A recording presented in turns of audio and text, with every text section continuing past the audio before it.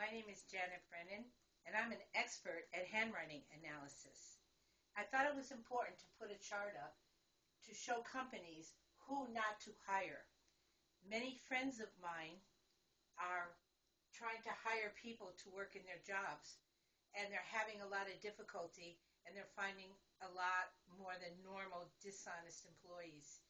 So everyone likes to believe everyone is okay, but there is a number of things you could tell that are absolute in handwriting, but but it doesn't count if it only happens once. But if it happens through the handwriting, these are signs of who not to hire. So I'm going to go over it with you. First of all, when someone makes a D where the D does not circle and it just goes straight back like this, it does not circle like this. This is someone who is deliberately slow and stubborn. And so you don't ever want to hire that person because you tell them hurry up, and they'll still take their time. The next sign you look for is these lines that go below the baseline.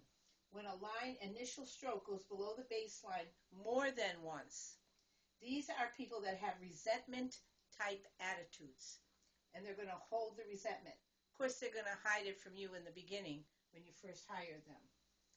The next things you want to look for is when writing is big, giant letters, very round and big. This means they can't concentrate, and they learn very slowly. When you tell them things, you'll have to explain it longer. This is not a sign of dishonesty, just a sign that these people are more creative people, and they're not going to be able to work quickly, but they'll do all your creative work. When the letters are blacked out and the D's and all the smaller case letters, when they're blacked out, that means they're on drugs or medicated heavily. Any black in the writing is not a good sign if it happens more than once.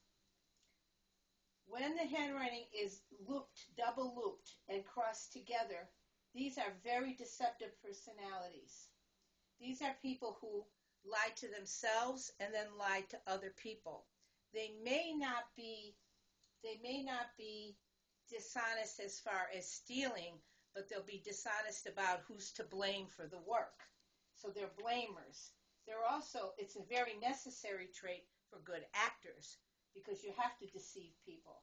But this is a deceptive person that can't accept anything they do wrong.